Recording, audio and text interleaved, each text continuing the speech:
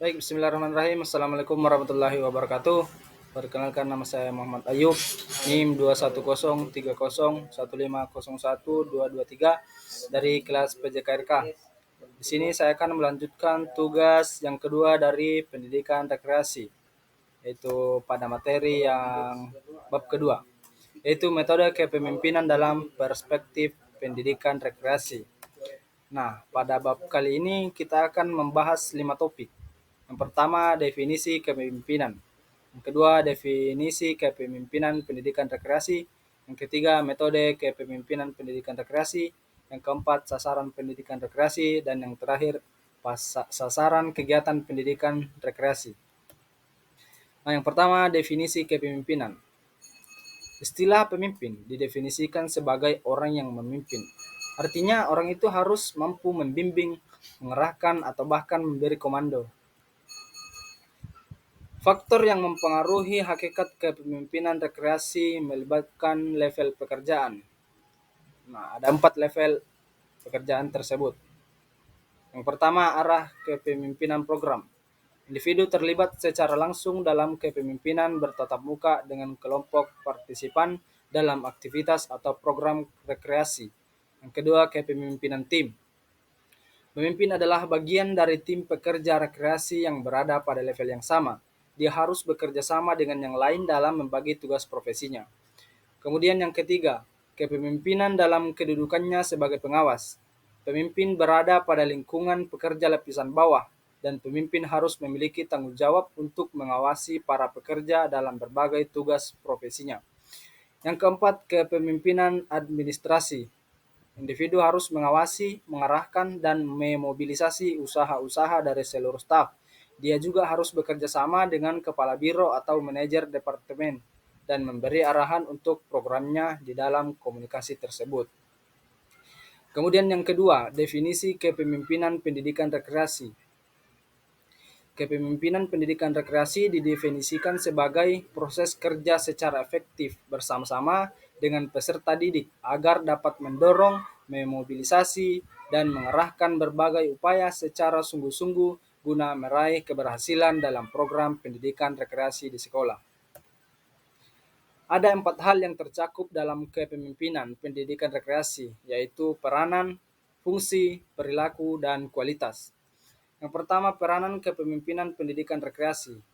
Jabatan pemimpin ditujukan kepada individu yang bertanggung jawab untuk menjalankan aktivitas di lingkungan sekolah atau di luar sekolah. Kemudian yang kedua, fungsi kepemimpinan pendidikan rekreasi. Fungsi kepemimpinan rekreasi ini adalah agar segala aktivitas yang dilakukan peserta didik berjalan lancar. Kemudian yang ketiga, perilaku kepemimpinan pendidikan rekreasi. Perilaku pemimpin akan memberikan kontribusi terhadap efektivitas fungsi pendidikan rekreasi di sekolah.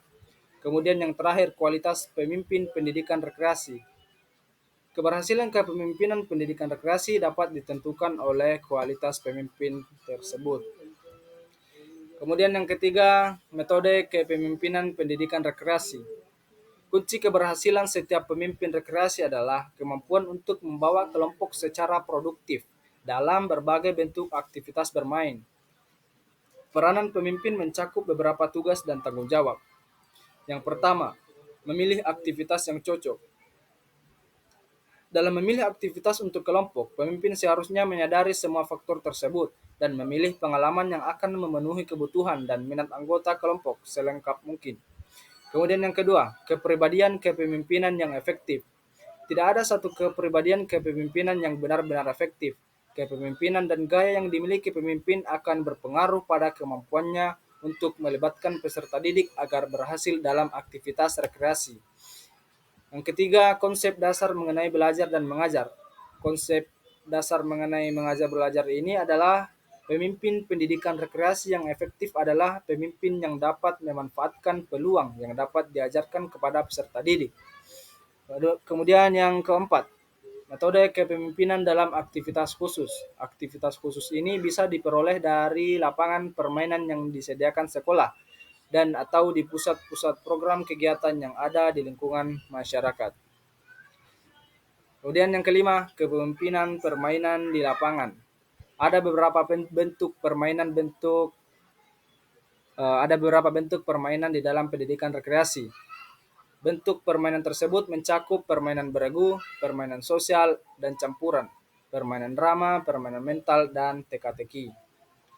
Kemudian topik yang keempat, sarana pendidikan rekreasi.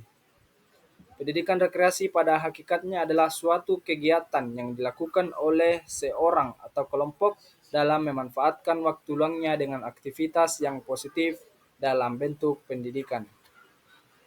Kemudian yang kelima, sasaran kegiatan pendidikan rekreasi. Yang pertama, individu atau perorangan.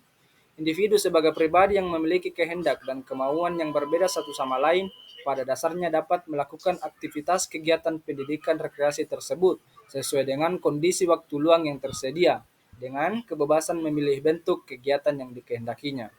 Kemudian yang kedua, kelompok heterogen dan homogen. Kelompok heterogen ini adalah mereka yang berbeda-beda satu sama lain, yang berada pada suatu tempat dalam melakukan aktivitas kemasyarakatan. Sedangkan kelompok homogen adalah mereka yang sama dalam hal jenis kelamin, suku, agama, maupun adat istiadat dalam beraktivitas. Sebagai kesimpulan, istilah pemimpin didefinisikan sebagai orang yang memimpin. Artinya orang itu harus membimbing, mengarahkan, atau bahkan memberi komando.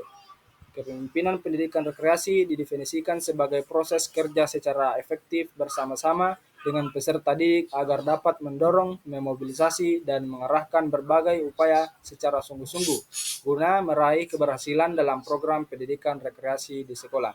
Sekian dari saya. Assalamualaikum warahmatullahi wabarakatuh.